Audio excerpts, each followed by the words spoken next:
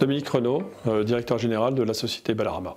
Balarama, c'est un producteur de barres de céréales, de barres de fruits, une entreprise qui a été fondée en 1986 et implantée sur Tours, plus exactement sur Fondette, depuis l'an 2000. Je dirige l'entreprise depuis le 1er août 2020. On est plutôt un acteur tourné vers la santé, vers le domaine du sport. On réalise près de 25% de notre chiffre d'affaires à l'international.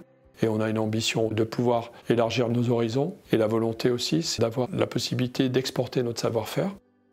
Avant de partir sur un développement fort commercialement, il fallait surtout fiabiliser le process, maîtriser le process.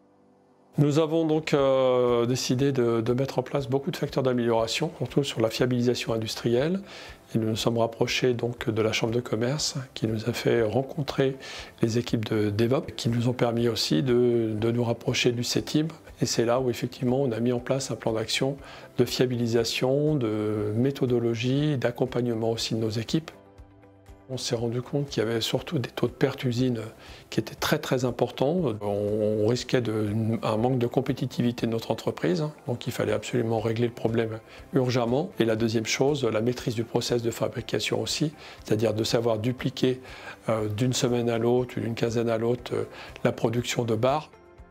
Ce dispositif était absolument indispensable pour nous, pour pouvoir être accompagné aussi économiquement. On reste dans une petite PME et donc d'être soutenu aussi localement, ça nous a encouragé aussi à pouvoir continuer à avancer et avoir certainement des projets plus ambitieux encore pour les prochaines années pour l'entreprise Balarama.